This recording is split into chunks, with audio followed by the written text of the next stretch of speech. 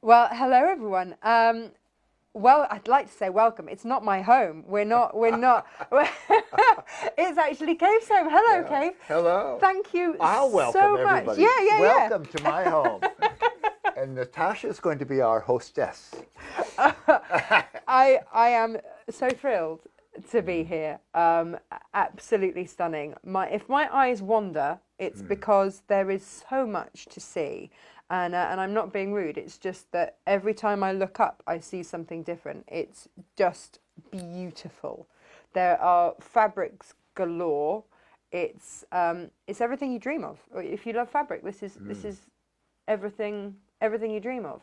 Well, it's very nice being in the house with you because some people walk into this house and they just give up. They look around and it's chaotic and they can't even begin to be comfortable. But you're enjoying it. I'm really you're loving looking it. and you're seeing things that you enjoy, Yeah. which is the way I am. I mean, I have a very complex Chinese puzzle of a brain. And so to me, all of the bits of China and all the things that are around just make sense to me. Well, and you see different things. And for me, Yeah. in my home, and this is it, I know that Brandon told you not to tidy because he's been to my home. Right. So he knows that Yeah. this is absolutely fine with me. Yeah. And I feel very comfortable. But it's one of those things that I have little areas and like that's put together and I look at it from this angle and that just sits nicely for me. And the rest of the room can be Yeah. could have had children in it. Let's put Yeah. it that way. Yeah. But this little section, just Yeah. it's a pleasing aspect. Yeah. And that's finding those pleasing aspects. But Yeah. this is what you do. You find in life pleasing aspects everywhere you go. Absolutely. Yeah. And that's very true. That I can filter out all of the chaos and spot a bouquet of flowers or, a window box or something that makes sense to me. And to me, and that becomes enlarged. And the beauty of that is feeding my imagination for a future design or something. And so I'm away. It's like you've trained your brain to see the positive in things. Quite. And that is a really special skill. Yeah. Really special. It's like you find in life those people that always see the best in people and those that just love a whinge. Yeah. And your brain sees the colour in everything rather than, a dirty wrapper on the floor or Yes, something exactly. like that. You would Or a stain on the ceiling or a crack or something. That kind of thing never bothers me. If the room I'm in is housing something beautiful in some corner of that room, I'm fine. I'm going to concentrate on that. Yeah, I think sure. that's a great life lesson actually. Yeah.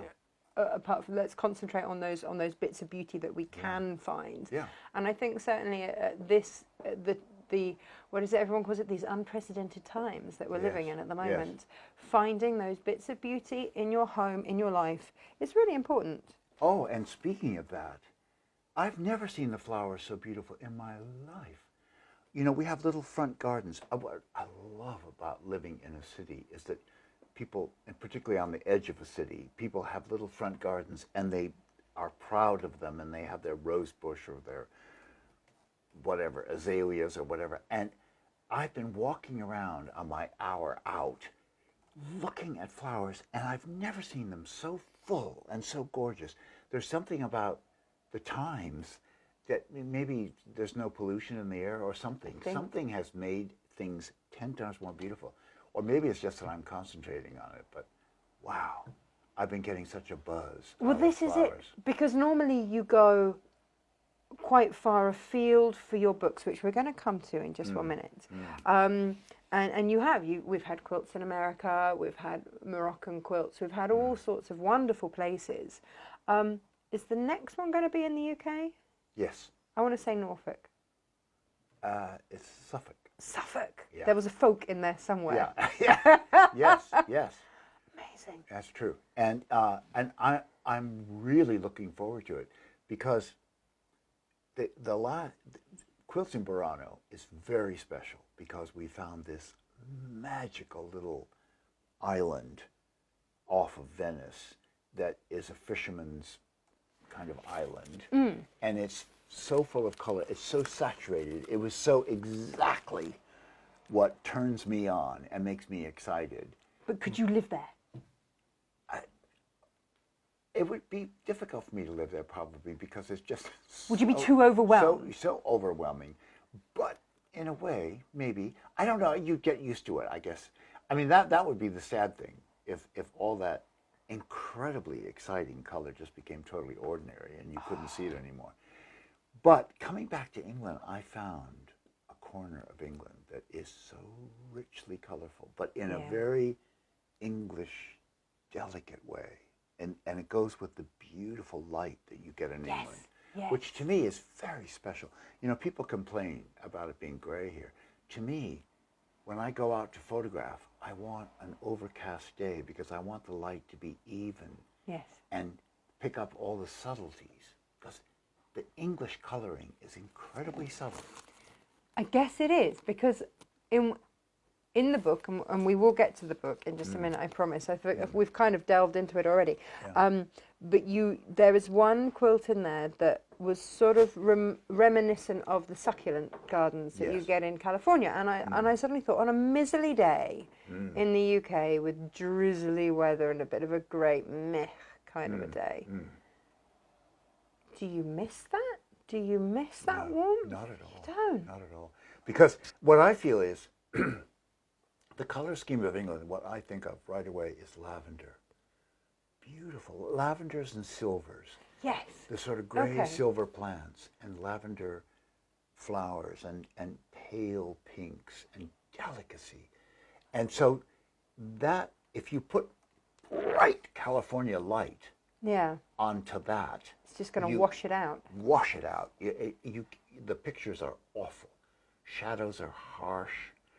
So you want that soft, pearly light that England produces so beautifully. So is that why you've stuck here all these years? I think so. I'm really gotten used to it, and I love it. And when I go out photographing, if the sun comes out, we'll just have to wait until the sun goes in because I'm not going to shoot in these harsh conditions. You know? And there's Hollywood that is there because it only gets like a week of rain a year, so they can always shoot. And you're there going, where's the rain? Where's the rain? Yeah. Brilliant. Where's that softness? Yeah. So let's talk about them. We're here primarily because this is your 22nd, no, not 22nd book. I mean, have to tell me because I don't keep track of the goodness numbers. knows how many books you've actually produced because you've been at it for 35 years now. I mean, your first book came out, what, 1985?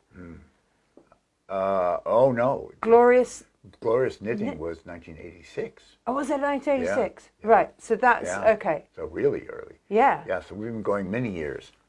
Wow, okay, so many, many years. Yeah. But in the quilts in... Yes, the Quilts In series. Yeah. 22. Yeah. That's phenomenal. Most people would be thrilled just to have one book. Yeah.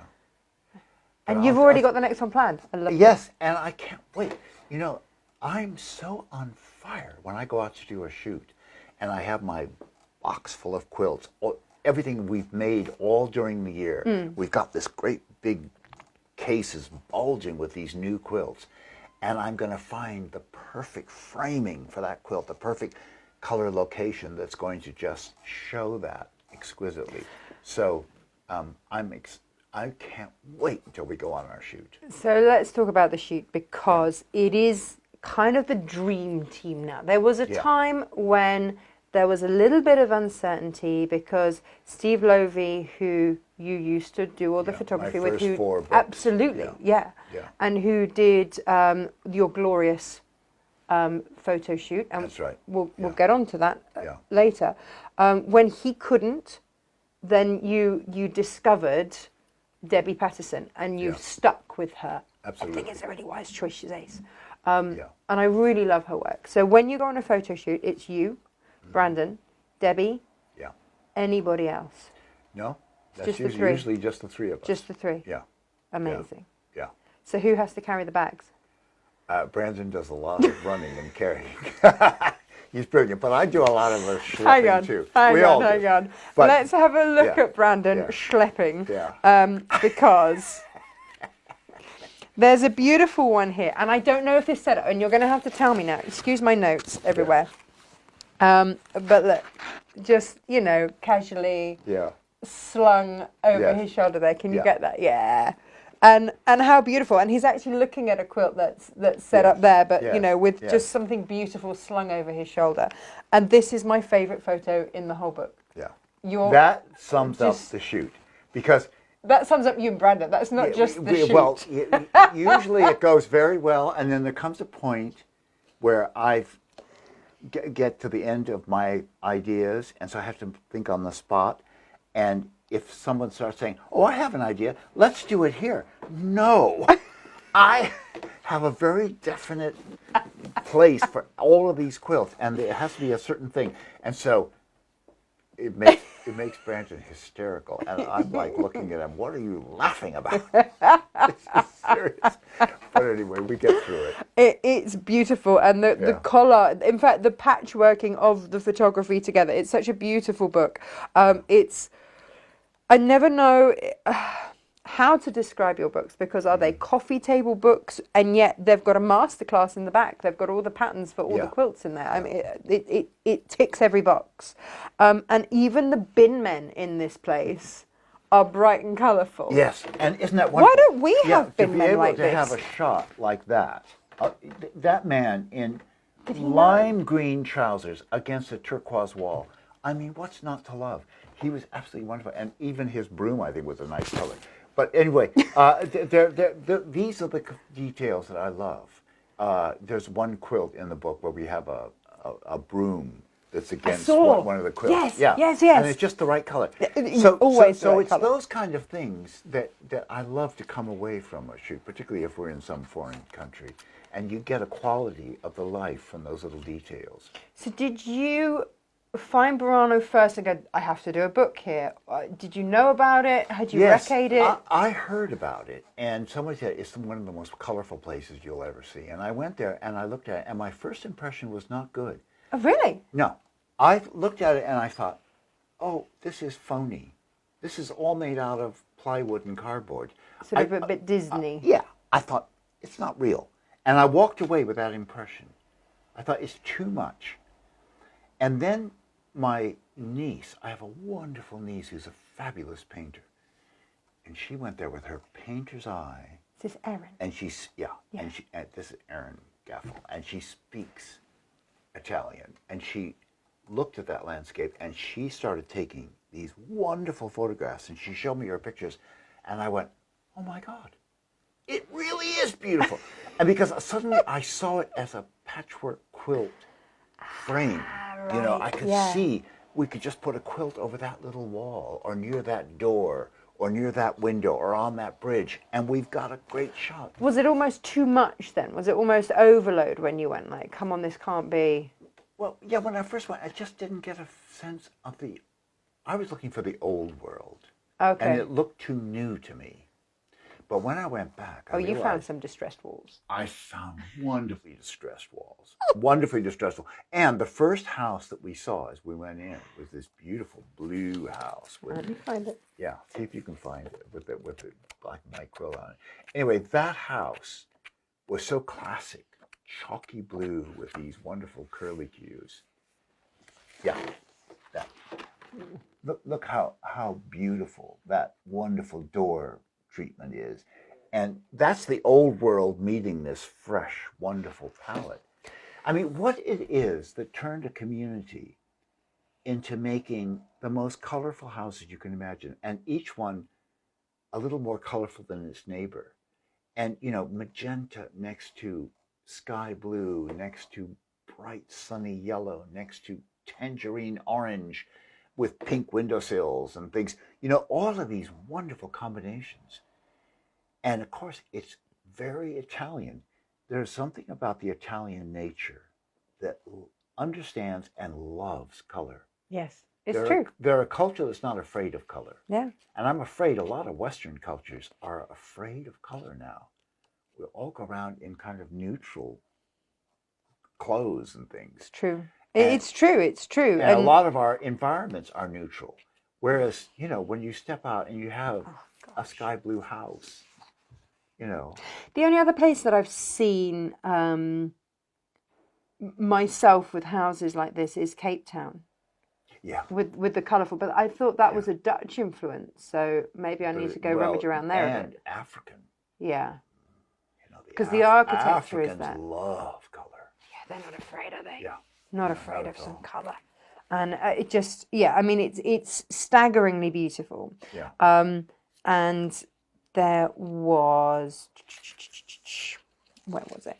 Well, okay, so I have to ask, this quilt. Yeah. Did it fall in? Because that looks quite precarious to me, and I was worried for it. I'm telling you something.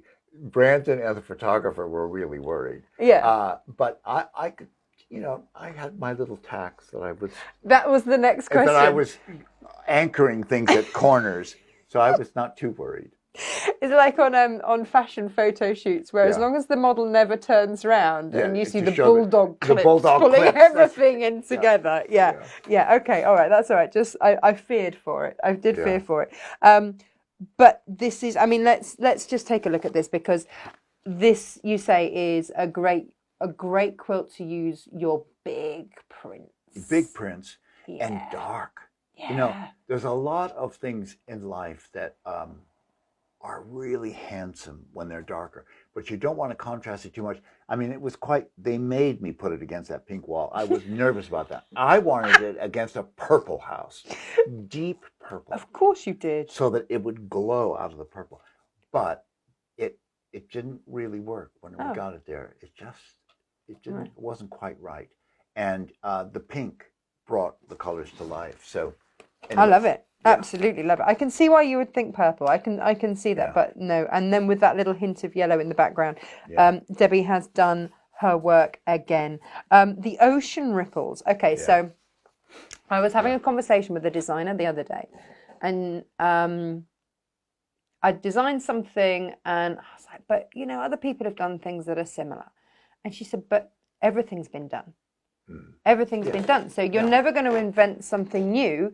You just have your own take on it. Yeah. And what struck me was that this is a concept. So with the ripples that you employ and have done since like 1980 something, when you had your triangular coat that you knitted, and it was on the front cover of Woman and Home magazine. Yeah. And it was a concept of taking triangles, taking the colour, and making it look far more complicated from the use of the colour. Yeah. This is a beginner's quilt, effectively. Yeah. If you can do a half square triangle, you're there. Yes, absolutely. Quilt made, but it looks phenomenal. And each little piece is simple. Yeah. And then you put it all together, and you have this complex thing that looks incredibly complicated, but it's actually block by block. It's a very simple concept, and anyone can do it. And that's what I love. And that influence comes from kind of African and ethnic cultures of, you know, people that put together these wonderful geometric baskets and woven cloth and things that they put on their bodies. And they love these sharp geometrics, and I love them. They've made me love them. And that's inspired you to do it. But it was it was lovely to see something. And I see this in your work. You are influenced. This is my take on it. So you tell me if I'm completely off the mark here. But there'll be something that captures your imagination, and you don't forget it. It's stored in that catalogue brain of yours to come out and go, actually, I need that resource here. Yeah. Actually, triangles with the colour works exquisitely. Worked in knitwear, works in quilts. Yeah. And how easy is the transfer from knitwear into quilting in terms of design? Not difficult. I mean, it's just that one of the things about this quilt is that it could be very mushy. You know, there's a lot of detail in each fabric. And so I work very hard to get enough contrast that we still have the structure, the architecture of the quilt. True. Because I've noticed that a lot of people will put a lot of patterns together, and it just looks like a great big bowl of chop suey or vomit or something. You know, it's just, it's all, whichever. It's all kind of mushes together, and it's not, we don't have that clarity. And I think part of the charm of these fabulous women in the past who sat down and made patchwork quilts out of their old dresses and the fabrics they had around the houses, or they would go out and spend their hard-earned money on a little bit of silk or something and ribbon and just things. that touch. All those, they were finding structures that were simple enough to sew, but would show off that print.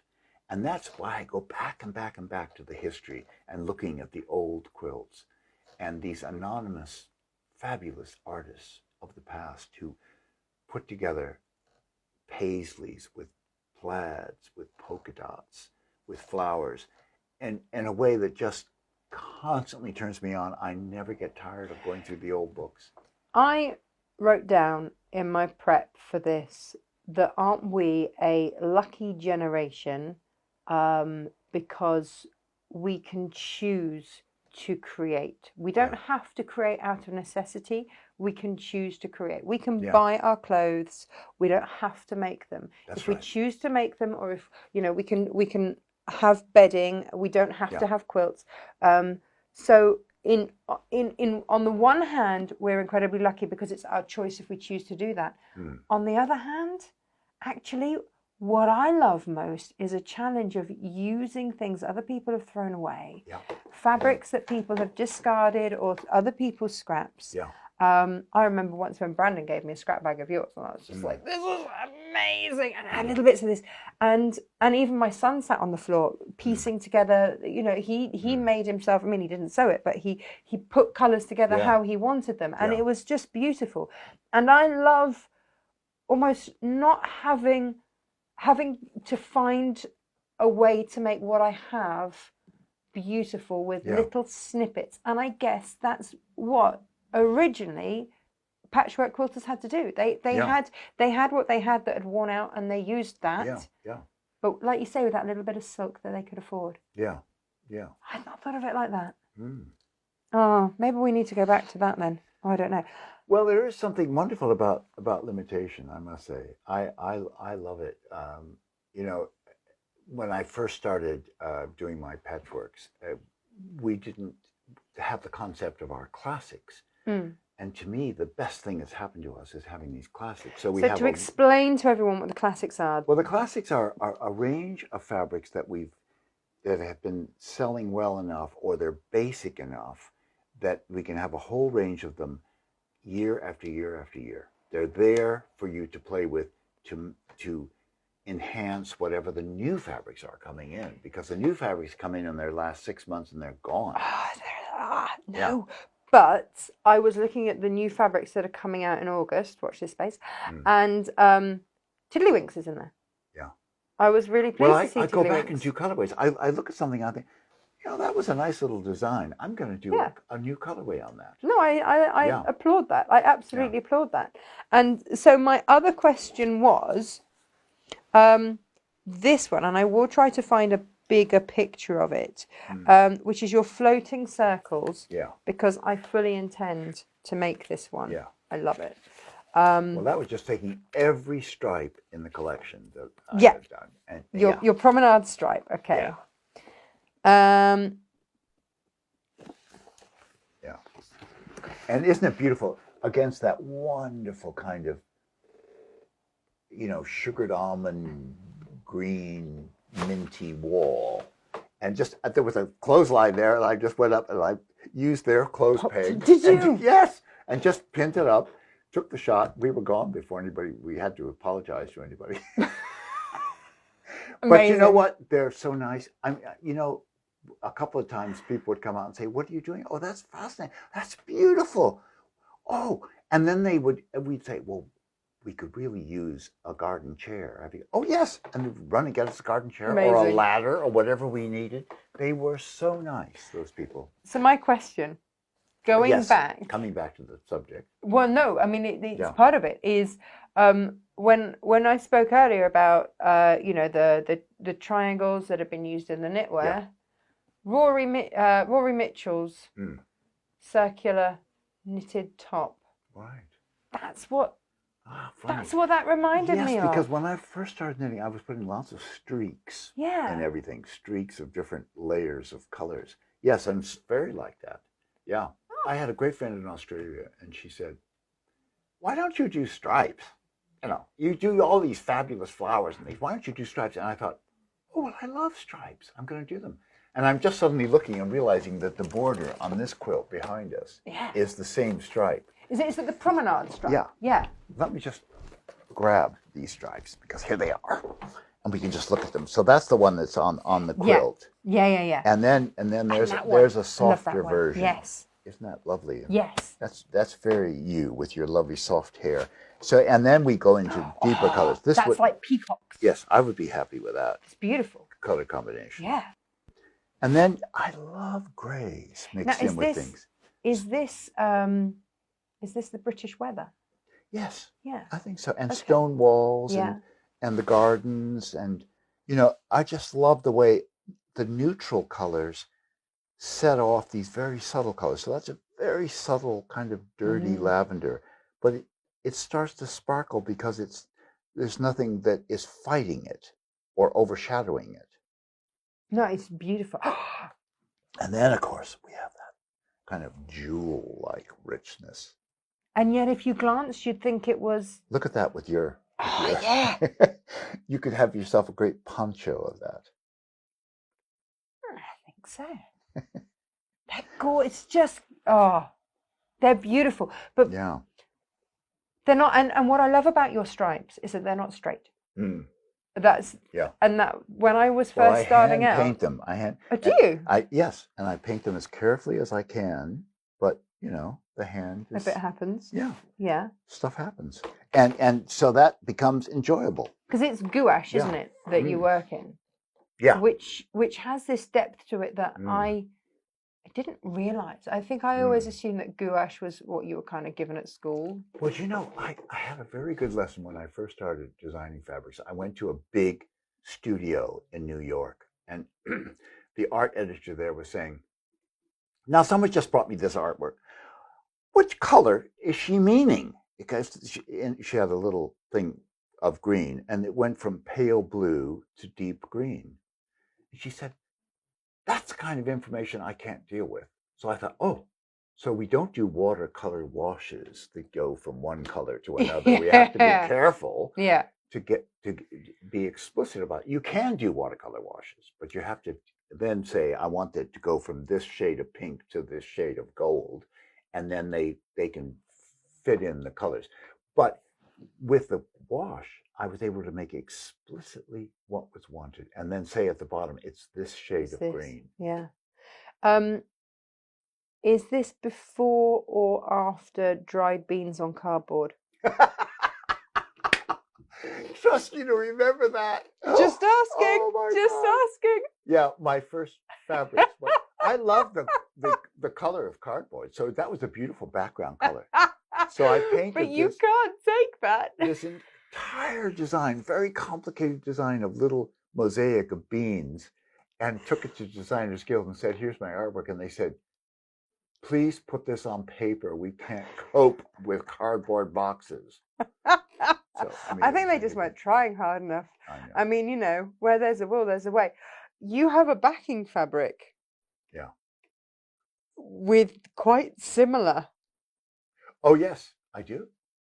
And I suddenly, when I saw that, fruit mandala. Yeah. And I saw the cardboard, the photo of the dried beans on cardboard, and I was like, I've seen this somewhere else. Yeah. And then I'll grab that fabric. Have you got it? So people know what we're talking about. There's the blue colorway. So imagine these as dried beans. I'm pretty sure I made my mum a necklace out of like dried pasta and beans. Yeah. Oh, sure. Like we all have to. Yeah.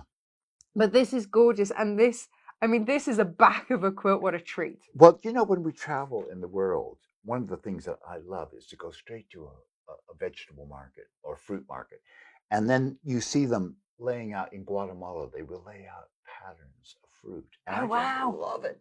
And they make things jolly, and so that life becomes a little bit more aesthetically pleasing. Yeah, why not? And so, I come home with those ideas and use them. And Yeah. voila. Yeah. Yeah, not on cardboard. See, and I love the way that It just all sits. that works in with all of this craziness. Now this is hot steps. Yes. And there's also cool steps. Yeah. So this is an ongoing debate between my best friend and I. She loves reds and those really warm colours. Me, Right. I'm the blues and the greens and those kind of colours. So it's perfect because same design, completely different feel. I want to say is it this one? Yeah, it is that one. Is it that one? Yeah. Have I got the right one? Sorry. Whoop, sorry. Shall we just talk about It's got my trouser fabric on the back, Kaffe. Yes, that's true. But this is, you can see that it's the same idea of the squares. Yeah. Going diagonally, and but this time very, very cool, very opal colors. It is, and yet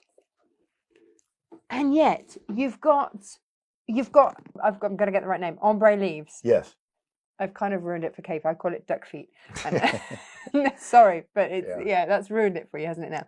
Next to and I can't remember Brandon's one, but it always reminds me of like pop-up superheroes where the kaboom, bam, wham. It is called Bang or something. Oh yeah, like that. something like that, isn't it? I forget now, but it has that kind of a explosive name. And it's in there. Yeah. And yet, if you just looked at that fabric by itself, a half meter of that, you'd go, what do I use this for? Well, it's got life. Yeah. It's full of life. That's what I love. And I think his plaids, Brandon's fabrics are wonderful because they're next to my painterly and Philip's very painterly fabrics comes his kind of primitive geometry. The zigzag and the mad plaid are just wonderful, and this wonderful jumble, which I use all the time. The zigzag for me is kind of Brandon in a fabric. Yeah, it's it's jolly and it's bright and it's fun, but it has an order, and then it throws in a stop. Yes. And it throws in something completely left field, and you're like, wow, that's really brilliant.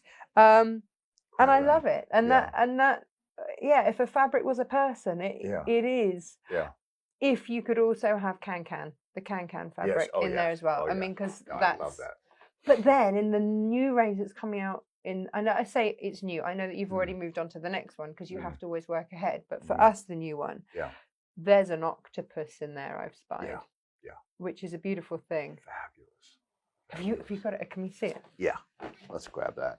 Because it's just. And this is my favorite colorway too. I haven't seen it in this colorway. In black and white. Isn't wow. that wonderful? Can you please have a shirt in this? Oh, well, I think he should. Oh yeah, no, one of you. Yeah, one of you, please have a shirt in it. But isn't that just marvelous? I love the faces. They're almost like little aliens. I saw a guy with a shirt the other day that was all snakes, and I thought it was this octopus design. Did you run down the street after? Yeah, I did. I went, oh my! You're not allowed to do that anymore. It was snakes, but yeah. Well, you have to be careful. But anyway, there you go. And I think the delicate colors that he mixes in with the whites are just marvelous. Do you you don't do Brandon's colorways, do you? Like you do with Phillips, or do you? I sometimes I help him a little bit, but mostly he does his own. And what he'll do is he'll look at what I've done in my collection. Of course, because he has that. Yeah, and then he ties it in. So he'll do an echo of what we're doing. Oh, and lately I've been getting into a lot of these wonderful, strong, like this shirt, kind of a strong, contrasting feel. So I have to tell you, we had a beautiful moment before we came to her, and we were just getting everything ready, and you turned around to me and said, "So I think I might wear a blue shirt, and do you think that would work?"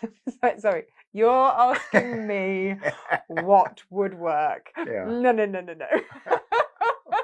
I think you're all right on that one. I think we'll trust your judgment on on that. But it made me chuckle. I looked at Bex, our camera. I was like, did that just? Yeah, that just happened. I gasped when I saw this. Oh, I love this quilt. Sublime. Oh my goodness. Just, Yeah.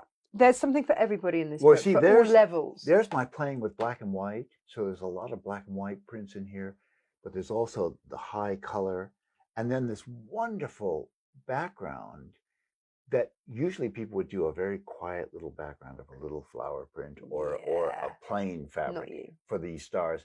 But I thought, let's go wild. And so Branton had just done this fabric called Bali brocade, and it's just gorgeous. And so it has this big profile, and I used that as the background. And that's one of those situations where the woman came running out and helped us with a garden chair and helped us pin the piece up and everything. So you don't ask for permission before you rock up to people's walls and start flinging quilts at them? I figure, let's just do it, and then we'll apologize later if it upsets somebody. But mostly, people are very nice, and whenever we do ask, for permission to do something, it's very rare that's ever turned down.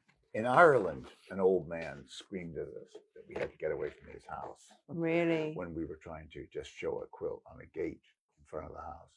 So, it does happen. That wasn't the postcard house, was it? No. Well, No. They were wonderful. So we've told this story before in one of our interviews, but it was a beautiful thing where you had a postcard of a house that had inspired a quilt. That's right. This man had painted this primitive house, all with wonderful, wonderful colors. And then we found this old, washed out gray house. And we just thought it was charming because it had little details. And so we wanted to photograph a quilt in front of it. And they said, do you want to see the way this house used to look? And they brought out the postcard. And so we had found the house, but it was unrecognizable. And you'd when you'd gone there, you'd sort of thought, oh, it'd be nice to find the house, but we never will. Not sure. But this happens to you. Yes, it does. This does happen to you. And when you painted a picture for a front cover of a cookery book, and you were convinced that one of the editors or someone would want to buy that original, and they didn't. So you painted over it. Yeah. And then a couple came along, and they bought a painting. Yeah. And you asked them, how did you hear about me? Yeah. Well, there was this beautiful picture on the front of a cookbook. Yeah. Did you ever tell them that was the picture that they had bought? What I was saying in my head was, well, you've got it on your wall, but it looks different. It's a still life now. but it was just weird. That would have brought them to me, and that was the one they took home. Yeah, they actually had the painting. But did they ever know? No, I thought there's no point in telling them; they'll just be upset. Or they might be thrilled. Or they might chip away with the varnish remover to try and get underneath it. You never know. But I just thought, in those days, the idea of selling a painting was so huge, because that meant a month of living, of food. Yeah. So I didn't want to queer the pitch. Let's put it that way. Just be happy with what they've got, yes. and actually they're sitting on the gem they absolutely adored in the first place. Brilliant. You need this book in your life, whether you quilt or not. Quite frankly, it is. I mean, look at the colours here. Yeah, wasn't that wonderful to have this wonderful, big, colorful expanse of houses, and just have a bridge right in the middle, so we could just hang our quilt, and we got the reflections in the water and the whole thing. I've never seen the water that still in Venice. I mean, that in itself is a crazy achievement. Yeah, I know. So did you try? It's early in the morning and late at night. Oh, okay. Yeah. Okay, so that's because it was very bright during the day. So. And does anybody ever get upset if you go, well, it's actually because your wall's a bit bashed that I really like it? Sometimes. Okay. Yeah, like there was a wonderful old house that we photographed in America and put a quilt on, and the man said, "Oh, didn't he want to repaint it? I need to paint the house. It's in such terrible state." And we said, "That's why we love it." Yeah, that's the one. And this one with the blue wall. Yeah. And with the work that I do, we often have in our head just a little saying that Brandon always comes out with, which is, it's just that little bit of chili sauce. Yeah. And Spice. yeah. Yeah, So yeah. when I saw this and you said, but did you see the blue wall behind? I said, did Yeah. Brandon choose it? Because for Yeah. me, that's Yeah. that's that bit of chili sauce. Yeah, true. Well, he definitely saw what I saw. Yeah. But I love the fact that our art editor put this picture next to it with blue laundry blowing Beautiful. against rust-colored walls. I mean, which is so much like an abstract of that. Even their laundry is attractive. I know. I mean, I know. come on. Wonderful. Come on. Okay. Here's the big picture of this. Now, you said to me earlier, I'm loving the strong black and white and that monotone. Are we seeing a second coming of the white phase?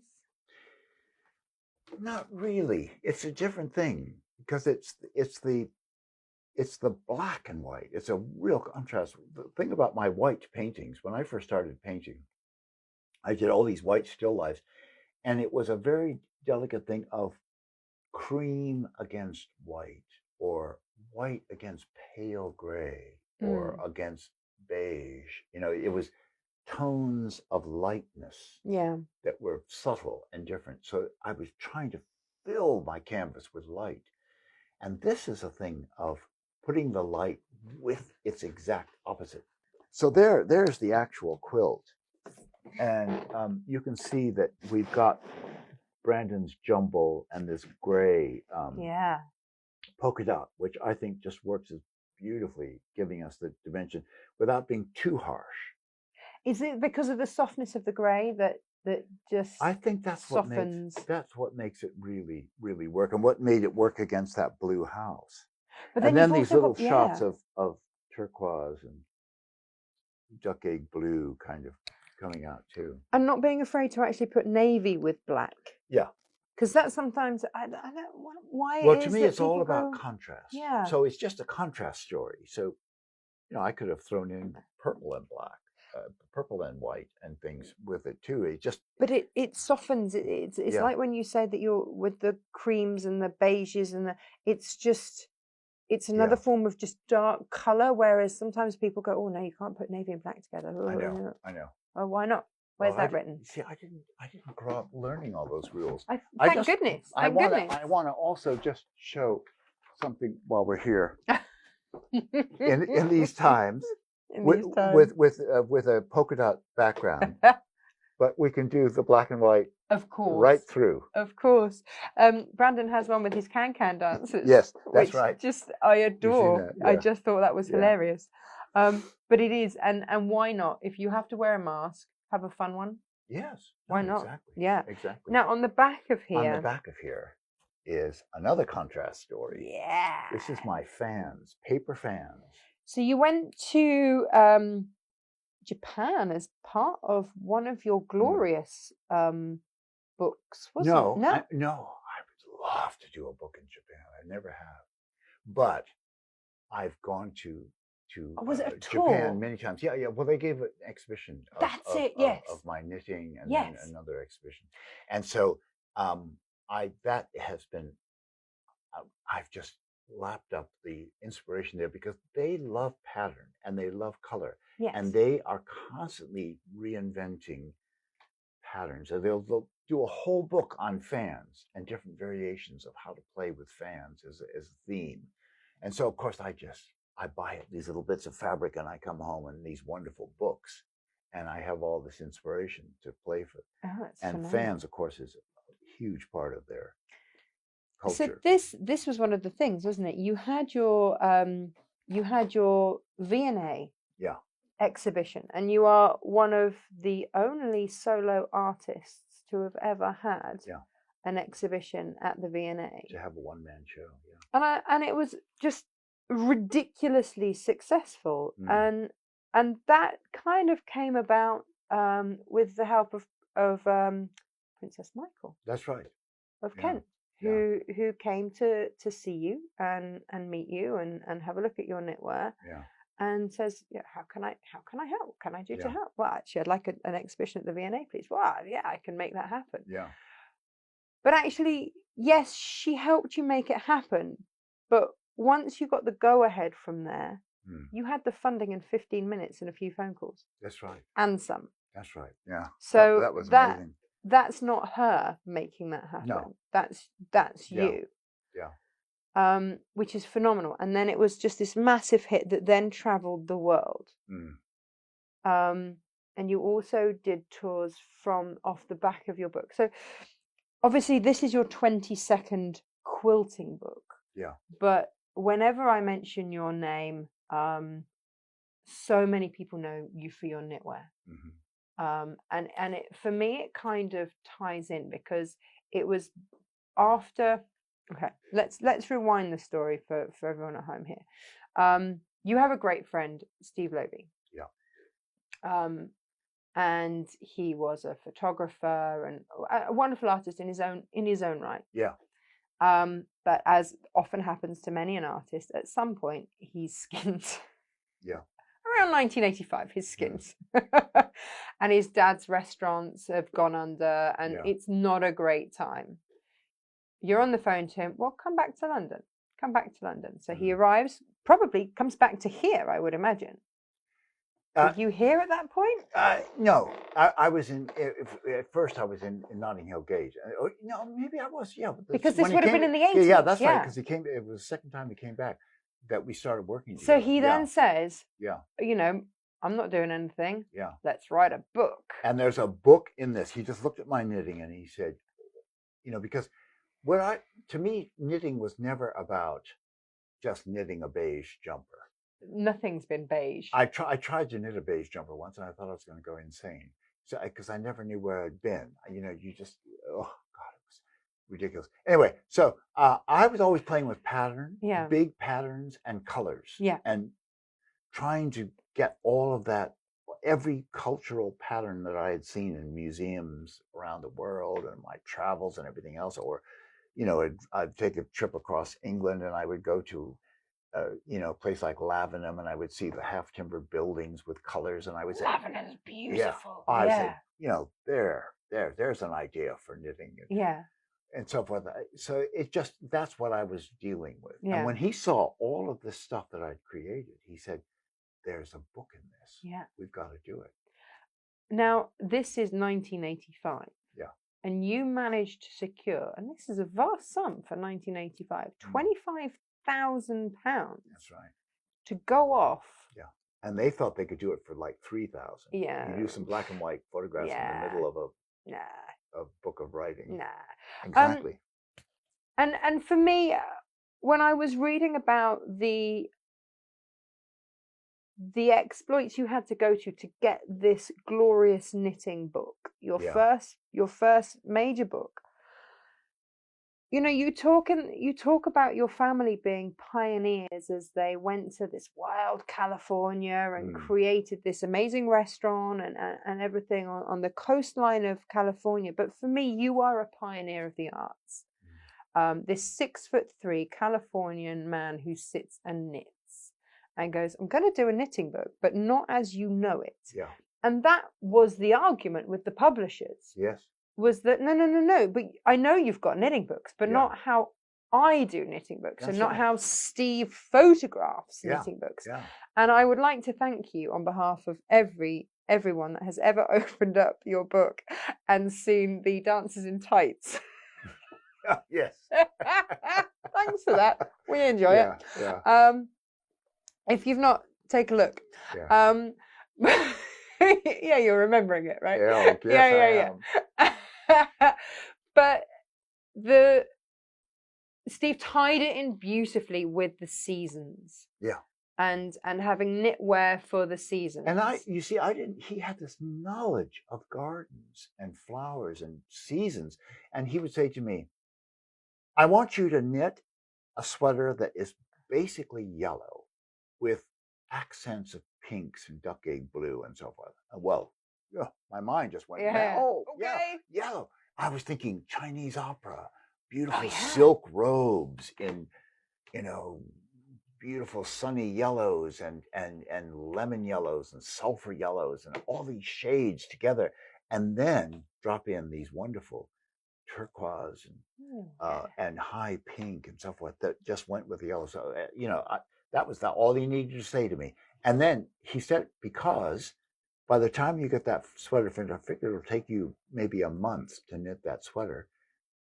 The flowers, the flowering acacia or whatever is going to be out in Kew Gardens, and we're going to go there, and we're going to have a bank of yellow blossom, and we're going to photograph.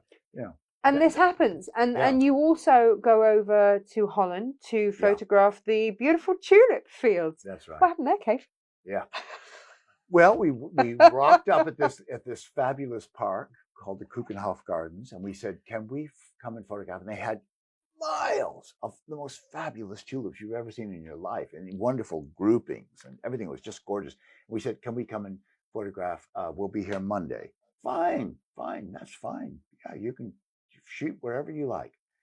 We arrive on Monday with models in tow, like the whole shebang. We've hired. Yeah, and they had cut every tulip down in the entire thing overnight. They just so there's just a stubble fields basically and little green shoots. And we said, "What happened to the flowers?" And they said, "Oh, we cut them down every year." And we said, "Oh, I see. That's why we were allowed to photograph wherever we wanted." So anyway, we said, "What did you do with the flowers?" And they said, "We put them on dumpsters at the back of the house, at the place." So we went to the dumpsters, and here was, dumpsters full of cut tulips, and we just laid the models down on top of the tulips and took our picture, because what were we going to do? You got your tulips. You got your tulips. Yeah. Oh, I mean, I could just imagine the Whew. Yeah, that's unlucky, isn't it? Yeah. And so you got to travel with your book tour. Next came obviously the needlepoint, glorious needlepoint. Yeah. And the infamous Woman's Hour. Yes. Interview. Yes, well, that was just lovely, because they said, "We want to celebrate your book on needlepoint, and could you come in and do an interview with Jenny Murray on Woman's Hour?" I said, "Fine, I'd love to." Because anybody that doesn't know, you have a big love of Radio 4. Oh, totally. Yeah. I listen to all the time, and my hair would stand on end at half the things that they talked about on Woman's Hour. But anyway. They got me very drunk when I went on Women's Hour. It's a whole story. I was so excited, and I thought I'll just take along a little project so they can see something in the flesh, even though they're talking about something on the radio. And so I took this little tea cozy I'd made with a rooster on it. Yeah. I set it on the chair next to me, and heard Jenny Murray saying, "And today we have with us Kaffe Fassett and his lovely cock."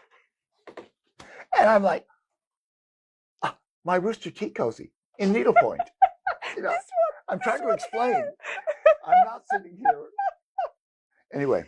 Did she realize what she'd said? Well, she realized it enough to say, when I met her at a party, she said, "I've dined out on that story ever since." And I said, "You have?" I've told audiences all over the world. Anyway, Brilliant. It was great. It made me love England. And Jenny Murray, she's brilliant.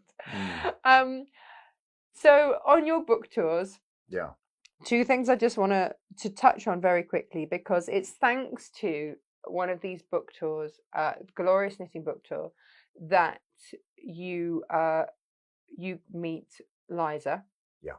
And we'll get to that in just one moment. But you know how we said earlier that things just happen with you?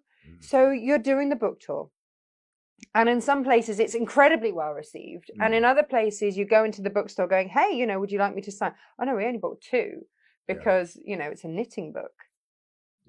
And then in St. Louis, you find Maddie's. Yeah. And God, you have amazing memory for all this. Yeah.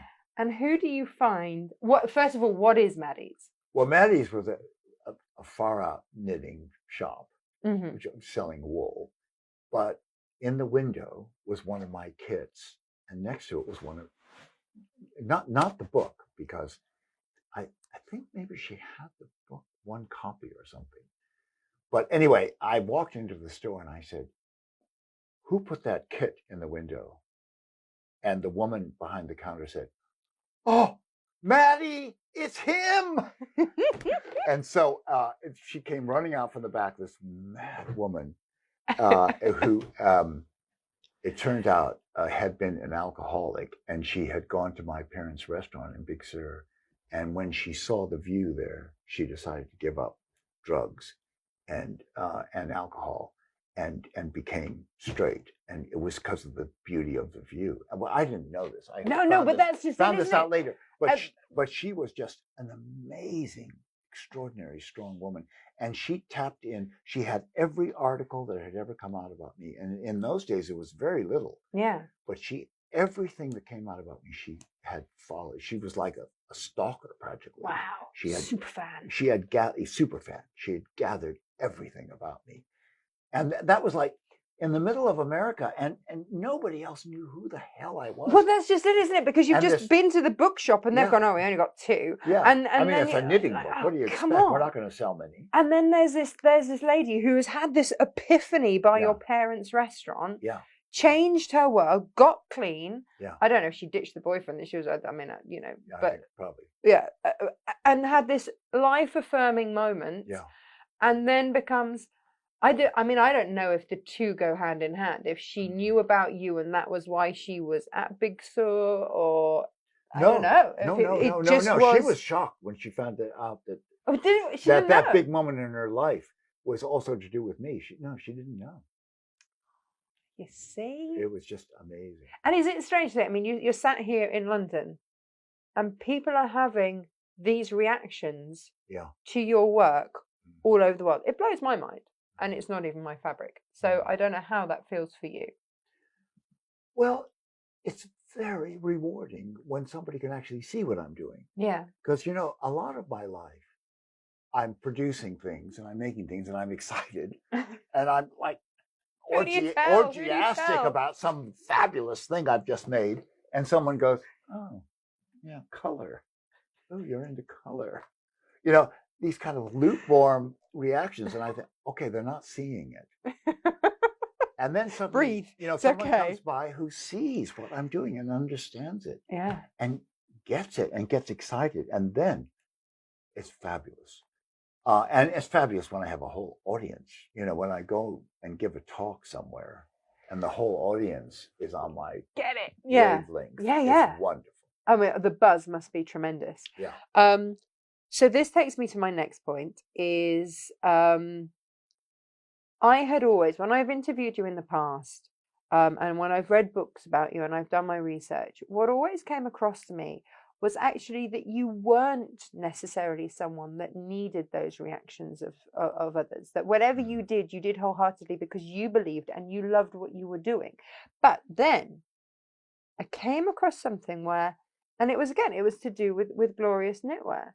When Steve Lovey says to you, in the madness that, because it was the first book, so things weren't always running smoothly, Kaffe, you haven't given me my pat on the back recently. Yeah. That was a great moment.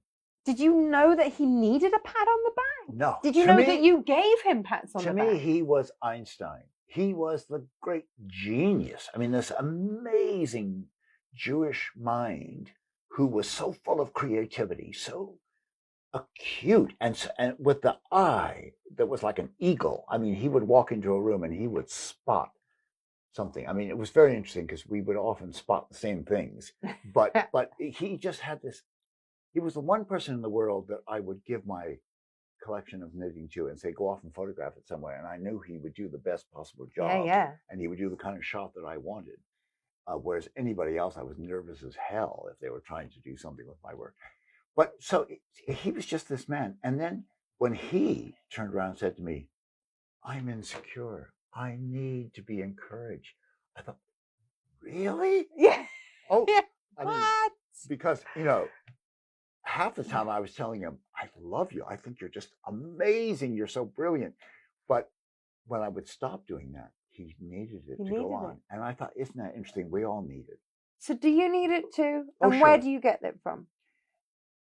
From people like Brandon. You know, when I meet a soul that is completely on my wavelength, like Brandon, you know, He is your pat on the back. yeah, that's why we hooked up and became this incredible partnership that travels the world teaching together and so forth, because he understands it and he gets it and he sees the excitement and the subtlety of it. No, he does. And actually, you've passed over a lot of the knitting teaching to Brandon, and that for me is the biggest compliment you could pay someone. Yeah, because I mean, that says so much more. Because I was very nervous about who would ever be able to teach knitting the way I wanted it taught and get the essence and get that wonderful, getting people to be experimental and excited about using color and get over the fear of it. Because I realized that in most people, there's this incredible fear about using color. Yeah, of getting it wrong. Like, what is wrong? And here was somebody who was a wonderful encourager. And he often says at the beginning of our workshops, we're not teachers, we're encouragers. We're just here to help you find a love of color and get over the fear of it. And he is really wonderful like that. And I will ring Brandon when I get stuck with color and say, have you got a minute for a FaceTime? Yeah. And he's wonderful like that. Yeah. So we have a little saying, it's what would Brandon do? And he also has an amazing feeling for who needs what. I mean, like he could be the shopper to end all shopping. He would know some little obscure store where you're going to find the perfect shoes or handbag or dress or whatever. He's done it. He did it with fragrance with me. Yeah. Well, that's it. He'll look at you and he'll know what you need. He has an amazing mind that way. Yeah, he told me to wear more color, hence my trousers. Yeah. But he also said to me, because when he came to my studio, I have a weird I didn't realize it was a ritual until I did it. And I always put some perfume on before I go on air. And Brandon had arrived early, and I hadn't had a quick. So then, of course, I waft into the studios we're about. And he's like, what is that? Well, and then he has amazing nose in the amazing nose. So then he tells me about a fragrance. He's like, you should try. And I did, and I wore it today just to see. Yeah. And by the time I got to the top of the stairs, that's right, he'd noticed and he'd gone, you smell amazing. And I was like, well, thank you, but that's down to you. Yeah. And it's those little things. It's that heightened perception of the senses, whether it be color, whether it be sense of smell, taste. Yeah. And of course, Brandon started out as a chef, so he already had that appreciation. Yeah. But it is interesting to know that Steve Lovey needed that from you, and that you, even with everything that you have achieved, still need it from someone else. Sure. But what I see in you is that you provide it with your workshops, with your teaching. You provide it for everyone else. So you are so generous. But the audience, certain audiences are incredibly generous back. When I step onto a stage, I can just tell, okay, here's a difficult audience. I'm going to have to woo them. But if I can woo them, and if I can get them to start relaxing and enjoying what I'm doing rather than being all uptight about not understanding it or whatever, then I feel fabulous at the end. Yeah. Because that generosity, you can just tell. And certain audiences have been just so wonderful. I mean, huge pats on the back. Oh, yeah, I'll take that. Thank you very much. From 500 people. It's been wonderful. But, I think also, though, when people arrive, there's an expectation. And sometimes it's like at the start of a yoga session. Sometimes you've still got the rest of your day going on. True. And did the babysitter, have they got the kids down? And am I going to be able to do this right? It's that nervousness about living up to the expectation of the teacher. Or am I going to understand this? They come into the lecture, oh my God, is this going to be like brain science? We're sitting here with this terrible black and white one. Can I bring in do. Let's bring in Fruits of the Forest. Ah, yes. And get some gorgeous, gorgeous color. It is that turquoise. Yeah. That comes through. And this is Brandon's brocade. That's Bali brocade in a dark, smoldering colorway. Now, this is another thing. What struck me with the book is that certain themes reoccur. Mm-hmm. Now, I don't know if I'm going to say this right. Marquetry is something that you've had a fascination for, and in one of the other quilts, you use the brocade to kind of give that marquetry feel. Yeah. Now that's wood inlay, isn't it? Yes, Work on, yes, exactly. and yet in 1981 or something at George Harrison's house, you did a needlepoint wall hanging. Yeah. Using old instruments. Yeah, beautiful old violins and that you'd seen at the V&A and things. Yeah, and they with had, that marquetry. Yeah, exactly. Yeah. And he wanted see this in a way. It's what the theme of marquetry is. You take a saturated color, all the colors of browns, golds, beautiful, smoldering, woody tones. Yeah. You put that all together and you make a picture, and you make a sheet of pattern. And this is the same thing. Yeah. I mean, we've taken here, this started out being very, very contrasty and with lights and darks and things. And as I played with it, it got more and more toward the pink. The pink became thrilling. And I just loved the pinkiness and the way, but I still wanted the blacks in there so that it had this, you would see these big pinwheels and that they would have a wonderful profile, and the blue, just, that electric blue jumping out. So that, but it became saturated with pink. And that's why I call it Fruits of the Forest, because I was thinking about, summer pudding. I was going to call it summer pudding. Oh, yeah. Which is, to me, wonderful, the saturated What red. I've enjoyed with this one is seeing onion rings in use, because I have this fabric at home. Yeah. And I don't know how to use it. And I didn't know what color to put with it, because if I put it with brown, it's a meh. And if I put it with pink, it was like, it doesn't feel like it's enough. Yeah. So I was really fascinated to see it, because I then put it with just a plain black, and I was like, yeah, but that's too much. To me, what makes it work is it's probably the blue and the purple. Yeah. Are kicking it. The purple of these oranges, for instance, which some people find that a difficult fabric. These big oranges, it's just a big polka dot. Yeah, I love it. Enjoy it. Yeah. But anyway, so that purple on the black is kind of helps the pink to glow, I think. Yeah. No, it does. And I know it's called onion rings, but to me, it's mysterious trees as well. The rings in trees, and it's all of those things. That's kind of what I see. I see a natural element in it that I really love. But I'd been stumped, so I was really thrilled to see it in this quilt, and I was like, "That's it. Yeah. That's what I need to do with it. I need to pull it through with those other colors." I just spotted in my chaotic story here, we're doing a backing. Oh wow! You see, this will come out soon. A backing of the onion. Oh, fabulous! Isn't that great? Yeah. Oh, you truly are embracing the black and white, aren't you? Yeah. Do it. Why not? Yeah.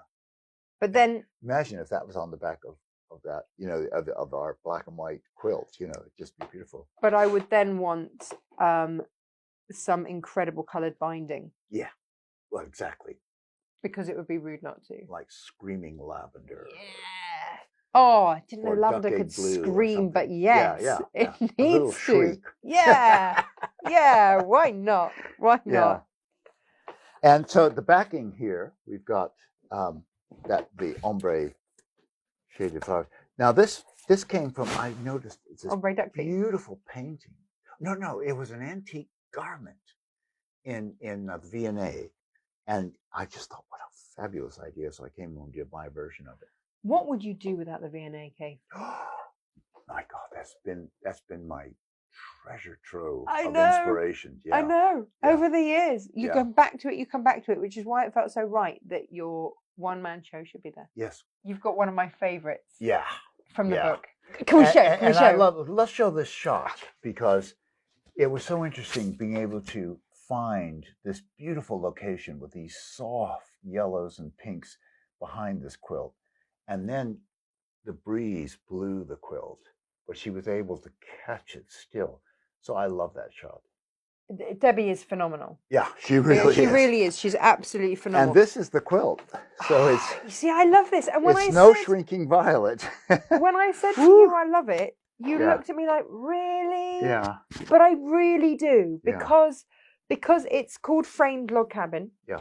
And for me, it gives a rest for the eye to allow each large print to have its moment. That's it. Yeah. There's Burano's Bali brocade. Yeah.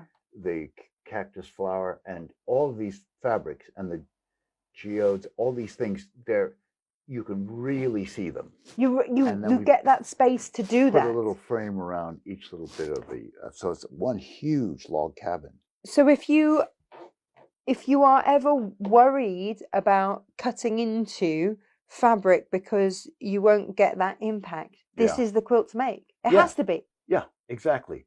If you've got a fabulous paisley or big flower print, big scale print, and you don't want to reduce it down to a little nibbin, just cut nice big pieces. Yeah, no, it's absolutely stunning, and yet all with those warm spring summer tones. It's just gorgeous. Yeah. So it suits you.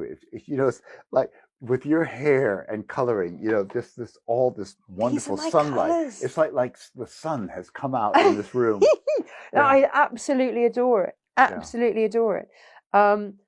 And this is the sort of thing, I see this and I wish I didn't live in a rented home that I can't paint every color under the sun, because I'm like, I would so have this on a wall painted in, I don't know, a blue or something, or a turquoise that would just make it go, wah. It'll happen one day. Yeah. And it'll be phenomenal. And then you notice the big peonies. Yeah, on the well, back. I mean, I love that backing fabric. Yeah. Because I made trousers out of it. That's why I said earlier, you've got my trousers, which might have sounded strange to people that didn't know. Didn't know that. Just tuning in. That kind of show. Yeah. Oh, they do get on well. Yeah. But no, it is. It's a stunner. And your backing fabrics, of course, are 108 inches wide. Yeah. Which is just super duper. They're not easy to always come by, the 108 backing fabrics. I know. Which is strange to me, because I know. if you do a quilt, do you want to have to patch work the back as well? Which is effectively what you end up doing if you have to sew tiddly bits together again. Yeah. So I always love it when you bring out these sublime backings. Yeah. And it is true that you get applauses for the back as well as the front. That's true. That's very true. Very true. Now, I want to show you some other fabrics. Let's go through some of these new ones. So these are new to us. Of course, you are always working way ahead. Yes, way ahead. So this is, what you got? I think is a wonderful one. Nice, great, big, kind of malachite. Look, the first coloring. What is it? What are they? Well, it is I think it is malachite. Is it? I don't care what it is. I mean, it's stunning. Have I got that? I've got the selvage where it says. Hang on. Tell me what. Agate. Agate. Yeah, right. So there's blue, which is punchy, and then I did blue with brown. Is this all painted again? What I love is that Philip brings me this incredible artwork. Yeah. It's just kind of generic colors. And then I'm able to play with my own color schemes. This one. Yeah. Oh my goodness. The depth is phenomenal. Yeah. So you get the play of the rich blues with these wonderful, tawny, orangey browns. But you've put pink in there. I salute that. There is a shocking pink that runs through these, Absolutely stunning. Just stunning. And then, of course, to do it in very, very delicate color of the. I am going to make myself a maxi dress out of this. Yeah. It's got to happen. Yeah. It's see, just, look at that. See, with the pale blue of your Levi jacket, it's wonderful with that. You see, it's meant to be. Yeah. And it's just exquisite. It is. How different in the 3 different colorways. This is why you need all the fabrics.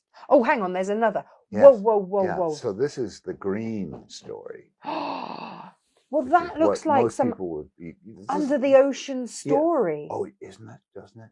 You want to applique some of Brandon's octopuses on there? Octopi. Yeah. Yeah, that'd be wonderful. It is, and almost psychedelic in places. I mean, this is the Yeah. beauty of it. When you see it in a big hit like this, you go, oh, yeah, so geography and blah blah.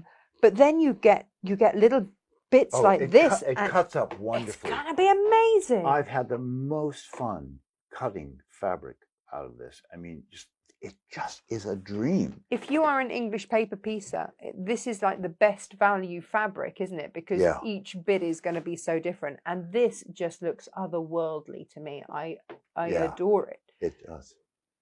And then we get the red. Wow. Story. Red and mossy greens. We all have. I say we. I don't know that you do. I will rephrase it. I have certain colours that I never quite know what to do with. And for my friend Emma, it's blues, and for me, it's reds. I'm like I love them, and I can, but I don't know how to use them. What do you do when you don't know how to use a colour? Do you just stick with what you know?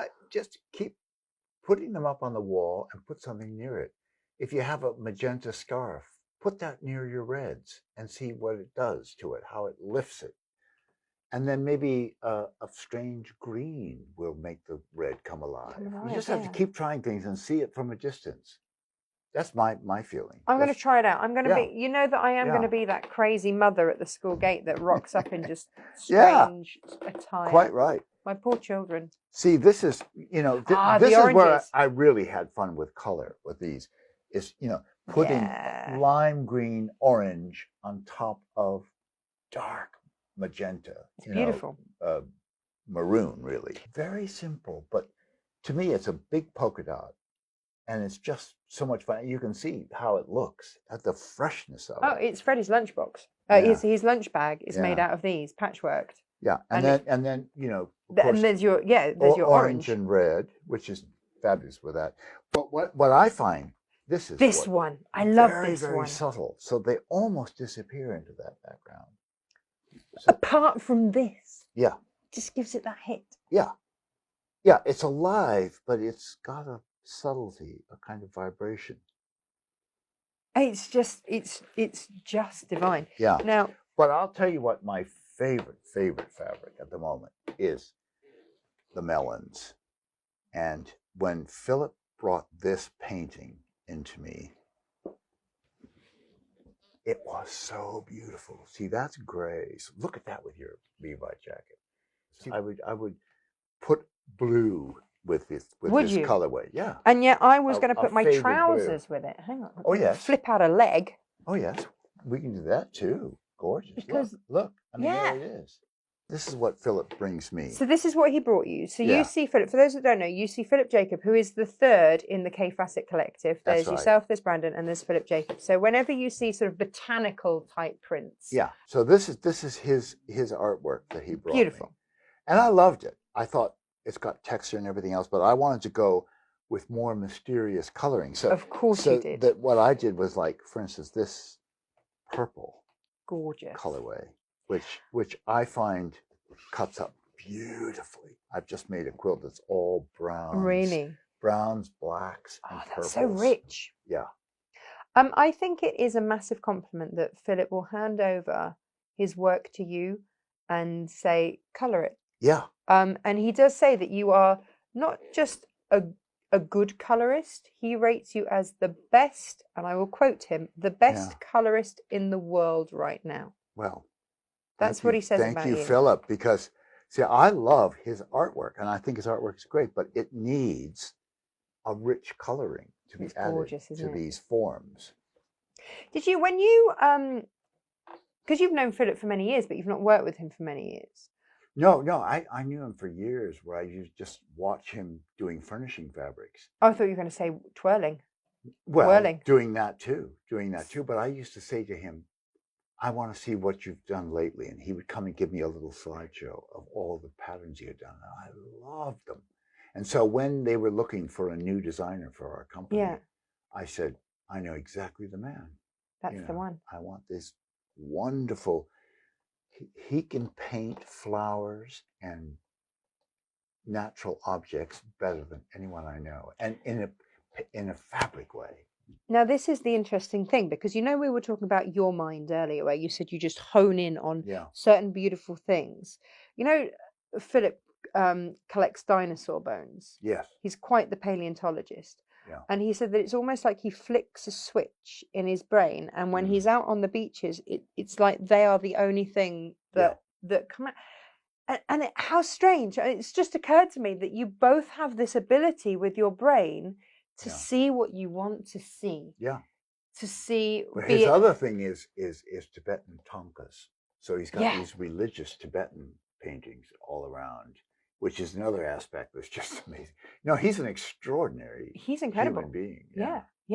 I mean, and so it's wonderful that you guys get to work together, even though you only see each other for like a couple of hours a year. That's right. Which blew my mind. Yeah.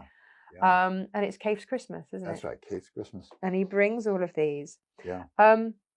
Sometimes you don't pick the ones he thinks you're going to pick. Oh, I know that. He says, and he'll give you 2 goes. He said, or 3. He'll say, okay, I'll bring that back next year. We'll see. If you're in a different mood. And why really is that?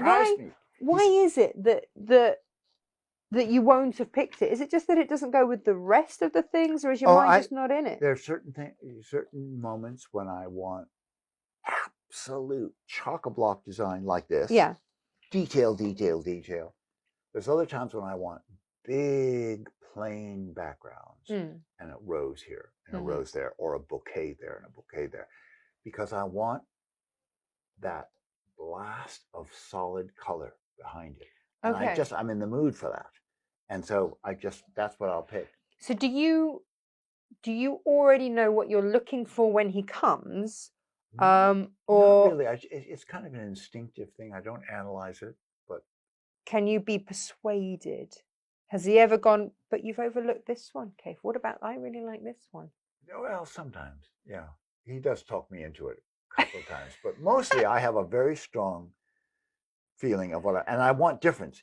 I want a tight little design, and I want a big blousey design, and I want a stripy design from him. Yeah. So that his collection has variety. Yeah. I don't want every one to be big flowers. There's for me, with my company, there's no point in me employing people that can do what I do. There's just no point. And I guess it must be the same. There's no point in you having other artists that do similar to you. Like, Brandon has such a distinctive style, and Philip, and the 3 work so brilliantly together. It's just joyful. Well, I'm glad you feel that, because I feel I love our combination. I think it's exquisite. He brings this kind of incredible kind of botanic, exquisite detail. Yeah. And then I'm kind of more sloppy painterly, and then Brandon's this wonderful kind of naive, gorgeous approach with humor. Yes. To his prints. So you have every base covered. Yeah. Which is such a glorious thing, and because your fabrics get printed, because with some fabrics, and we were saying this earlier, is that why people hoard fabric and don't cut into it, because they're scared to? Yeah. Whereas actually it's very freeing knowing that if you have a favorite from the classics, you can reorder it. Yeah. It's still going to be there, so you don't have to keep it and not use it. That's true. And we add colorways. Yeah. As the seasons go on, we'll add colorways, which refreshes the whole thing and brings you even more complex, favorites to play with. Yeah. Yeah. So very quickly going back, because we touched on the knitwear. I feel like the knitwear has fed into everything that we see here today, and it was through the knitwear that you met Liza. Yeah. Lucy. Did she use the prior bit on? No, not really. We'll stick with Liza Lucy. It's easier. Yeah. And she worked for Rowan, the American branch of it, and she took you on part of your tour. Yes, and kind of looked absolutely. after you.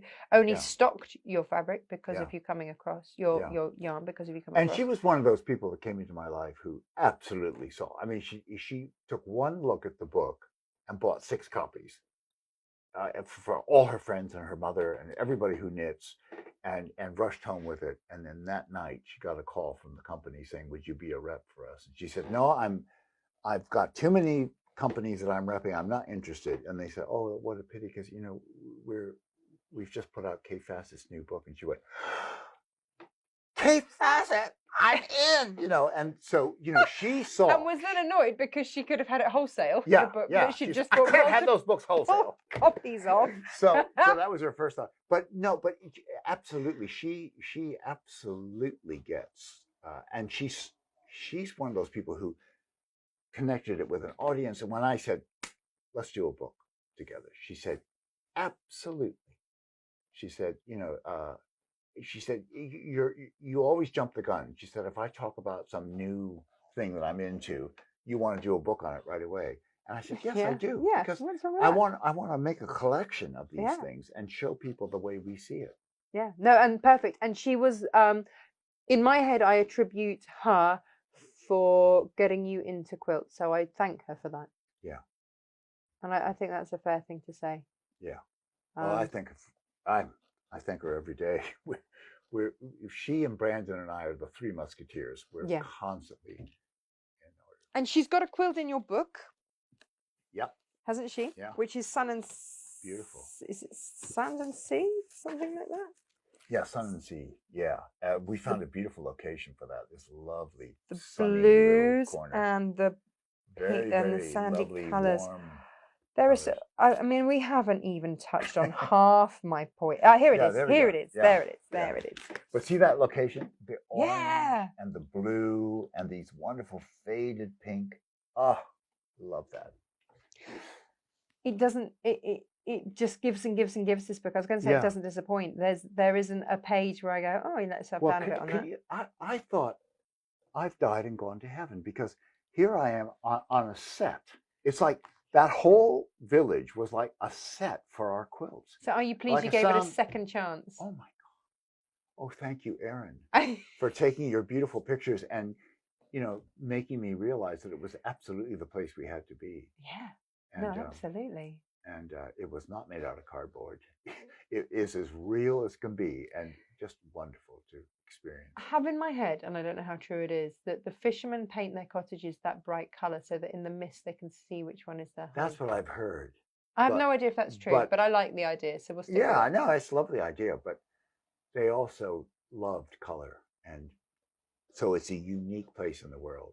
Do you think it's a keeping up with the Joneses? They've done it this colour song. Oh, there's a bit of that. There is. There's competition, yeah, which makes it all more exciting all the time. Obviously, you're known for your pattern and your design. Hmm. But one of the things that I love is your shot cottons. Yeah. And the Me too. colour, Yeah. that you get from just 2 colours woven. Yeah, yeah. It is incredible. Well, the reason I got into that is I did, went to India and I got these beautiful stripes woven. Yes. And I love those stripes so much. And so someone said, well, why don't you just get some solid cottons woven up in colors, so you can have a solid. And I thought, well, how do I do that?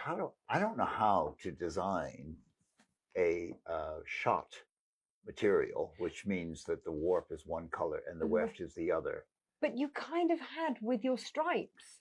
Exactly. So what I did was, I would cut out the yellow stripe, and I would say, I want this color, and then I would cut out whatever else, because those always had like a red warp, or a blue warp. Okay, right. So and that's what taught me about color more than anything else. Is this the same trip where you had to choose the colors by electric light, because Exactly. it took you so long to get there? Oh, it was a nightmare. Yeah, yes, yeah, exactly. And as anyone will tell you, you should never choose when color. I lose my memory, darling, I'm going to call up Natasha and say, what was that story about? It was the You're balloon so trip. right. It was when Brandon came back to the village with the balloons. That's right. We traveled for like half a day across India to get to this place. And of course, we arrived at night. Yeah. And I had to pick Yeah. out colors Yeah. by electric light. So I just picked colors. And that's when we made those fabrics. And it came out fine. You know, I Came had out fine. pretty good memory. You won the Houston True. quilt fair with them. That's true. They did. came out fine. Yes. Yeah.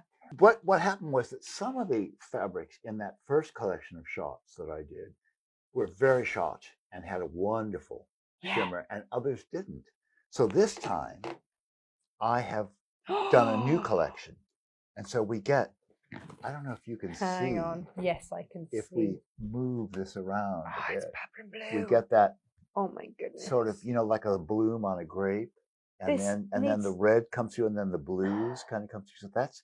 It needs to be dressmaking. This needs to be shirts. Oh, gorgeous shirts. It's just. Oh. And the more you wash this fabric, the more beautiful it becomes, the softer and more lovely, because I've had shirts made of it, and they're wonderful. So that's that. And then for another paler, very English sort of color, we get this beautiful, really opal color. And you can see the kind of reddish blue because when you change it. I'm used to seeing shot silk. Yeah. But you don't get as much shot cotton. Yeah. Look at this. How earthy and wonderful that is. Oh my goodness. Like a wonderful sort of mushroom or something. Beautiful. And see the rust and green. So you get this wonderful. That's probably the earthiest color you can get, isn't it? I mean, it's just. I love colors like this. Kind of strange off colors. And then this green, which is really green, but I can't remember it's many a tone. I think that was like a blue going across that, so we get a sort of interesting color. You're right, yeah. But that's beautiful when you get all greens together. And then I love colors like this. This is a gray color, but look, this is green and a kind of dark magenta passed over each other. And so you get this gorgeous. And look at the green. How the green just. It's like northern lights, isn't it, in the sky? That is exquisite. Oh. And do you then have to name these? Yeah. What do you name this? One of them I called Thunder. I don't think this was Thunder. So, they just have various names, which I've flown straight out of my head now. What more? But they're just beautiful. But they're wonderful, and there's other darker ones that are more difficult to show on camera. But I just thought I would show you a few of these. So, do we use these through the quilts? Yeah. I mean, I've lined some gorgeous bags with your shot cottons, but always make sure that some is sticking out so that you see, and then and especially with a drawstring bag. But you can do the same thing in your quilt. You can have Philip Jacobs' painterly flowers, or my fruits or flowers or vegetables or whatever, and then a nice color that just kind of really kicks it. It can really highlight. So talking with Brandon earlier, he said you should do, and it was the circles one, the floating circles. He said you should do that. I was like, highlighted in my book, Brandon, is I will, and I've got it written on one of my many post-it notes. I will make this quilt. But I'm wondering if instead of the spots, you substitute in. Sure. And I've been getting in, a lot of geometric quilts, because I've been looking at the Amish quilts. Okay. The way they would just take a great square of blue and put maroon around it, and put that on a black background or whatever. These wonderful, dark, smoldering things, but they're just great pools, fields of color. Yeah. And so that's what you can do with these shot cottons, just great areas of color.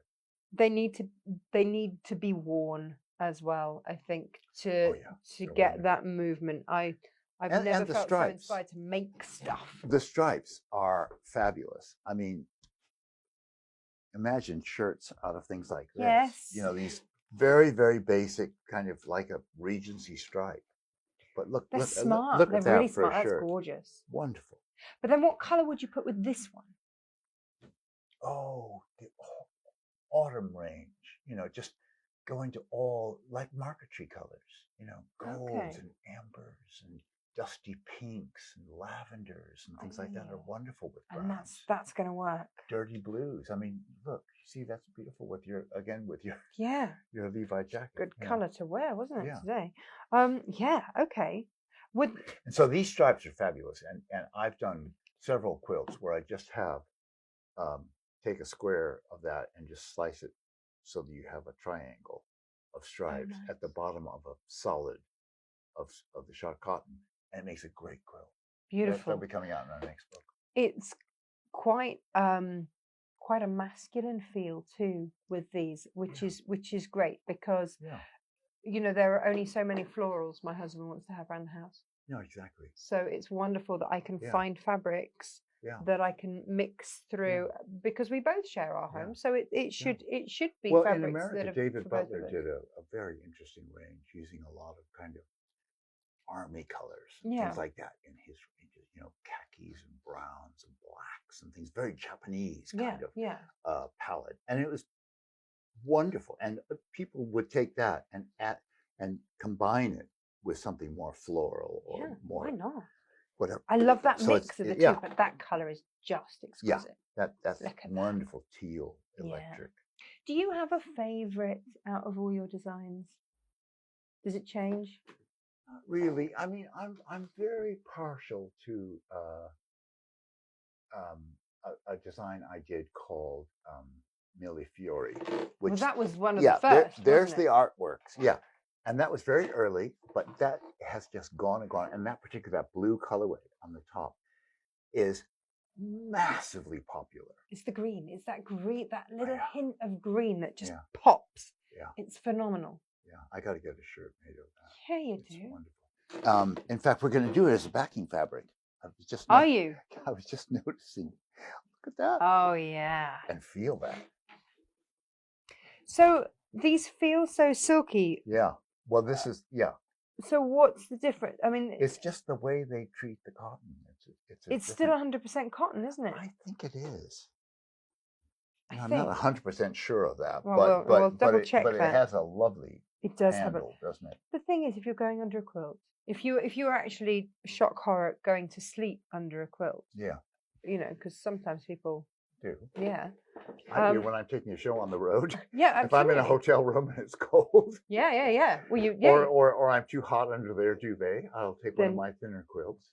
But this is perfect. But it feels so sumptuous. That's the thing. It feels beautiful. It does, doesn't it? And that has to be part of the lure is the feel of the fabric, and all of your fabrics feel gorgeous, and they really do.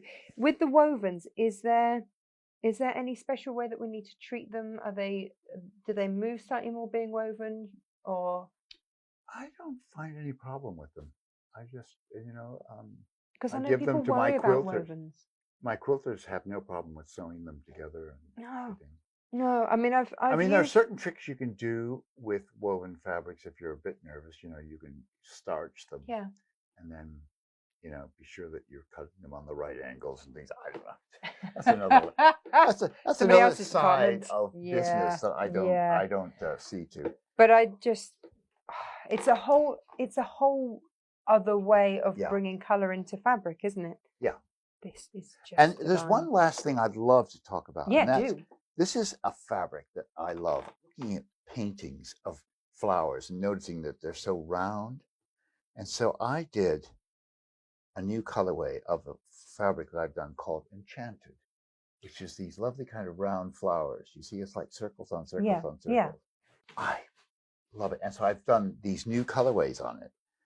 So that one is kind of orangey pinky. I love the clash of the orange and then the pink. black background just pushes it forward, doesn't it? Then that green coming out as well. Yeah, very electric green. Where do you start with a new colorway? I look at what I've done before, and I think I mustn't make something that's similar to what I've done before. Let's ring the changes. What's missing from this range? Okay, right. We need a yellow, or we need a gray version, or whatever. And that's your But starting reds point. are very popular, and I love reds. So where I started my life, with knitting, I was doing amazing red knitting. But so there's another red, but this time I've got a purple background, and I'm concentrating on deeper pinks and oranges. So it's similar to this. Yeah, but you've got. But there's something just a little bit softer and deeper about this colorway. You're right. It's because that blue is so vital in that one. This one is softer. Yeah. It's and the green warmer. the green here is dustier. Yeah. You see, whereas the green here is like electric. The So, hours of fun you must have with these. People can just find their favorite thing, what suits their project. That's you've given all the color, so yeah. There's always somebody said to me one day, well, what is your job? And I said, I'm making paint boxes for quilters. I'm making their vocabulary. That's so true. That's so true. When you decided to go into knitting and you came away from painting, it was because there was a procrastination in the morning when you came to paint that wasn't there with the wool, with the yarn, with the knitting, that you would, you'd jump out of bed and get knitting before breakfast. There wasn't that pause.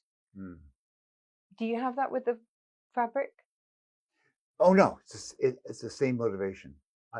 If I'm working on a quilt, like this is my work wall behind us. It's flannel, and I can put my pieces and I can arrange a whole quilt. Yeah. You know what it's like. Yeah. So and we've often showed that how that works, and it's just brilliant. And so if I've got a quilt that's up, I'll come up and I'll look at it in the morning and I'll say, oh, there's something wrong in that corner. It's going dark in that corner, or light, or whatever. Yeah. And so I'll fix that, and then I photograph it, send it all off to a sewer that's going to sew it carefully, put in the time that I wouldn't, and so do it properly. And then I get on to the next project. And I'm motivated every step of the way. I'm never tired of it. So do you do much of the sewing at all, or is there just not the time? Because it is so time consuming. Yeah, every once in a while I'll sit down, I have an idea, and I'll just sew it. And I'm bad. I'm a bad sewer. I don't make all my corners add up. I'll show you something that I've made, and you'll get an idea. It's fun. It's a project where I just took all my very big polka dots and dotty things, and branded fabrics in a little orange print that I picked up somewhere. And I was going to say that's not one of yours, in but it's Texas in there anyway. or someplace, someplace I found that on my travels. Yeah. So all these circular kind of ideas, and you can see it doesn't add. It's not always straight. Does it matter? No, I don't think it does. Doesn't matter. And I sew it by hand. I sit and sew the whole thing by hand. Oh my goodness. And I enjoy it. But that's it, isn't it? Why else would you do it if you didn't enjoy it? And I can use it like that polka dot, and that came from Japan. And these are very old. They've been in my drawers for ages. I can get them out and use them. So it becomes a memory quilt as well. Exactly. Travels. Yeah. It's a travel diary. Yeah. No, phenomenal. I love this big one, the magenta on black. Wonderfully strong. And you see that goes with my orange prints and my paint. So the paint pots are the big ones, the tiddlywinks are the little ones, aren't they? Yeah, that's right. Yeah. Yeah. So anyway, that's kind of fun I have when I don't have something else to do. I'll sit and sew by hand. Because when you were doing the knitting, you had a team of knitters as well, because one man cannot do everything. So what I would do is knit the back of the sweater. Now that brings me on to that. Let me just show you. These I've been making lately, which are big tapestries of knitting. I'll just show you so you can see. Oh my goodness. You see how all these different panels of knitting, and these would be like something I would send off and say, make a garment based on this. Like with the stripes, you don't have to do the whole back because it repeats across the row. With this one, I would do the whole thing. So I've been making these tapestries of knit samples. Oh my goodness. But there was a tapestry that you made that you asked people on Pebble Mill, 1 o'clock at Pebble Mill, and you asked people to send in a 6-inch little picture that was 6 inches of needlepoint. Yeah. I said, you can manage that, and anything you want to celebrate in your life. And it's going to be called Count My Blessings. Yes, 2,000, over 2,000 you got in. Yeah. Was that your first patchwork? No, that was just bringing needlepoint into a kind of patchwork idea. I don't think that had been done that much before, where you were placing lots of little images together. Mm. I guess with the love of knitting, you can't really live somewhere hot like Big Sur, can you? Because it's I've got these jumpers, Big Sur can't gets wear a lot them. of fog. Actually, there's days when When you do want your sweater. jumper, Yeah. mind you, I guess, yeah. It's just look at this, the colours. Yeah. That was for Peruvian Connection, looking at old Peruvian weaving and then doing something in knitting that looked like that. So did you struggle, when you first came to quilting, you struggled to find the colours and the scale of the print and everything else that you wanted. Did you struggle to find the colour of the yarn? Is that why you ended up with Rowan? Yeah, because I encourage Rowan to do ranges of colors that were much more, and it's very hard because if you leave a company alone, they go back to gray. 50,000 shades of gray and beige, and that seems to be what people want more than anything else. And so the accountants say, well, we're selling a lot of beige, so can you put some more of that in your range? And so when I go, where's the pink? Where's the sky blue? Where's the lemon yellow? I want to create fabulous designs, and it's very hard to do it with limited colors. So instead you end up at clearance sales of mills. Yes. And you take so many ends of yarns that the guy at the end just gives up trying to put it through the counter and just throws it at you and goes, just take it. Yeah, just take it. Yeah. So you walk out with 500 pounds worth of knitting, and that gives you a start in life. Didn't that last you about a year? Yeah. Oh, yeah. I think I still have some of it hanging around still. And it's just amazing. Yeah. But that's the thing, isn't it? It's that generosity of spirit that you find within a crafting world that has someone say, have it. And even if someone gives you their quilting scraps. It's one of the things I've learned about life is filled with opportunities. But we have to stop. I always love that story of the guy that is in trouble, and people keep coming and saying, well, can I help you? And he says, no, God's going to help me. And then somebody else says, can I help you? No, God's going to come and help me. And then finally he dies and goes to hell or heaven or something. And he says, God, why didn't you help me? He said, well, I sent that man and I sent that person, and you didn't recognize the opportunity. So that's what I feel, that the universe is sending us gifts and possibilities so true. All the time, don't you think? So true. So true. I live and we by just it, have to open ourselves and realize if we're doing the right thing, the universe is going to help us. Absolutely. And we just have to realize, oh, that's help coming at me. Yeah. I'm going to take advantage of that. Just be open. Yeah. Be open to it. I think you truly are. And I think you always have been, and that rings true. And that's why amazing things happen. It's talent with a seizing of opportunity. Yeah. Long may it continue. It's been lovely having this chat. Oh, okay. I look forward to them so much. Thank you so much. Yeah. Just it's nice to be able to just sum things up and realize where you are at that moment.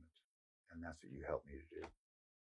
Well, it's always a special day for me. So thank you so much. Good. And thank you for letting us be in your home. Well, thank you for coming. Well, down in these strange times. An absolute privilege. Yeah. And yeah. I look forward to our next installment. Very good.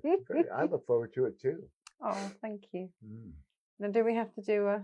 Yes. I love it. It's like Strange Masons. Yeah. It'll work. Yeah. Thank you. Thank you, darling.